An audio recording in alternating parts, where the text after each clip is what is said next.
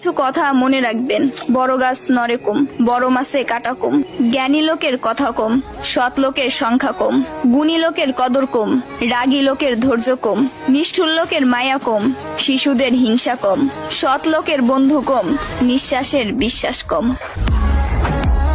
টাকার গরম, ক্ষমতার দাপট, সম্পত্তির অহংকার, রূপের বড়াই, এগুলা রাখবে কই? আমার জানা মতে কাফনের তো কোনো পকেট হয় না।